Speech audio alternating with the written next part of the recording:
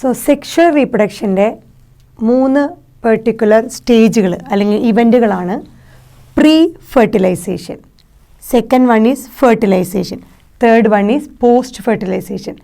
Pre fertilization, fertilization and post fertilization, ഇത് 3ആണ് sexual റീപ്രൊഡക്ഷൻ്റെ ഏറ്റവും ഇമ്പോർട്ടൻ്റ് ആയിട്ടുള്ള 3 ഇവൻറ്റുകൾ. ഇതിലിനി ഓരോന്നായിട്ട് നോക്കുകയാണെങ്കിൽ first one pre fertilization. Pre fertilization എന്ന് പറഞ്ഞാൽ fusion of male and female ഗാമറ്റിന് മുമ്പായിട്ട്, ഫെർട്ടിലൈസേഷൻ എന്ന് പറഞ്ഞ സ്റ്റേജ്, ഫെർട്ടിലൈസേഷൻ എന്ന് പറഞ്ഞാൽ ഫ്യൂഷനാണ്, അതിന് മുമ്പായിട്ടുള്ള സ്റ്റേജാണ് pre fertilization. Male and female gamete fuse ചെയ്യുന്നതിന് മുമ്പായിട്ട്, just before the fusion of male and female gamete ആണ് പ്രീ ഫെർട്ടിലൈസേഷൻ ഇവൻറ്റ്.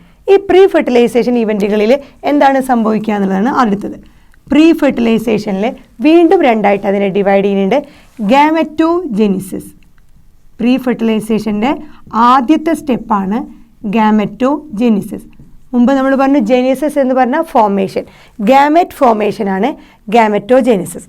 രണ്ടാമത്തെ പ്രീ ഫെർട്ടിലൈസേഷൻ ഇവൻ്റാണ് ഗാമേറ്റ് ട്രാൻസ്ഫർ.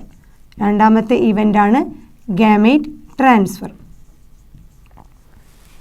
സോ ഗാമറ്റോജെനിസിസിൽ ഗാമറ്റുകൾ ഫോം ചെയ്യും. അതൊരു മെയിൽ ഗാമറ്റും ഫീമെയിൽ ഗാമറ്റും. മെയിൽ ഗാമറ്റും ഫീമെയിൽ ഗാമറ്റും ഫോം ചെയ്യുന്നതാണ് പ്രീ ഫെർട്ടിലൈസേഷൻ്റെ ആദ്യത്തെ സ്റ്റെപ്പ്. രണ്ടാമത് ഈ ഫോം ചെയ്ത ഗാമറ്റുകൾ ട്രാൻസ്ഫർ ചെയ്യും. മെയിൽ ഗാമറ്റ് ഫീമെയിൽ ഗാമറ്റിലേക്ക് ട്രാൻസ്ഫർ ചെയ്യും, അതാണ് ഗാമറ്റ് ട്രാൻസ്ഫർ. സോ ഇത് രണ്ടുമാണ് പ്രീ ഫെർട്ടിലൈസേഷൻ്റെ 2 step, gametogenesis and gamete transfer. ഇനി നമ്മൾ നോക്കുകയാണെങ്കിൽ എന്താണ് ഗാമറ്റ്? നമ്മൾ പറഞ്ഞത് റീപ്രൊഡക്റ്റീവ് യൂണിറ്റുകളെയാണ് നമ്മൾ ഗാമറ്റുകൾ.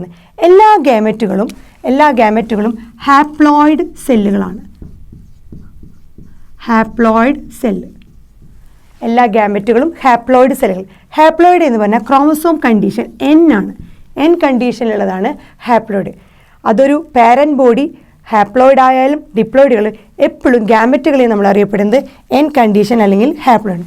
സോ ഒരു കമ്പൽസറി ആയിട്ടുള്ള കാര്യമാണ് ഹാപ്ലോയിഡ് സെല്ലുകൾ മാത്രമായിരിക്കും ഗാമറ്റുകൾ.